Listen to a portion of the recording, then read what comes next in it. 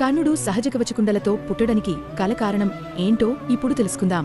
పూర్వం దంభోద్భవుడు అనే రాక్షసుడు ఘోరమైన తపస్సు చేసి విష్ణువు నుంచి తనకి 1000 కవచాలు కావాలని, అవి ఒక్కొక్కటి విరగడానికి శతాబ్దాలపాటు భీకర యుద్ధం చేయాలి, తర్వాత యుద్ధం చేసినవారు వెంటనే చనిపోవాలి అని వరం పొందుతాడు. దానితో తనని సహస్రకవచుడు అని కూడా పిలిచేవారు. అందువల్ల దేవతలు కూడా అతన్ని జయించలేక భయపడిపోయారు.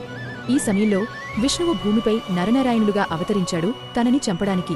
నారుడు సహస్రకవచుడితో యుద్ధం చేస్తాడు. అప్పుడే నారాయణుడు తపస్సు చేస్తాడు.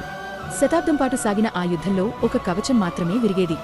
యుద్ధం చివరికి నారుడు మరణిస్తాడు. అప్పుడే నారాయణుడు తపస్సు శక్తితో నారుడిని మళ్లీ బ్రతికిస్తాడు. ఇప్పుడు నారాయణుడు యుద్ధం చేస్తాడు, నారుడు తపస్సు చేస్తాడు. మళ్లీ ఒక కవచం విరిగేది. మళ్లీ ఒకరు మరణిస్తారు, మరొకరు తపస్సుతో బ్రతికిస్తారు. ఇలా ప్రతి యుద్ధంలో ఒక్క కవచం మాత్రమే తొలగించబడింది. 1000 సంవత్సరాలు గడిచాయి. అలా 999 కవచాలు నాశనం అయ్యాయి. చివరికి ఒకే ఒక కవచం మిగిలింది.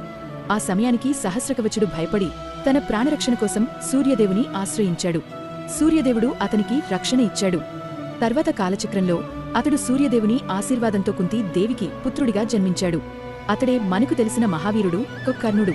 అందుకే కర్ణుడికి పుట్టుకతోనే కవచం మరియు కుండలాలు ఉండేవి. అవి అతని పూర్వజన్మ శాపం, వరం రెండింటి ఫలితం.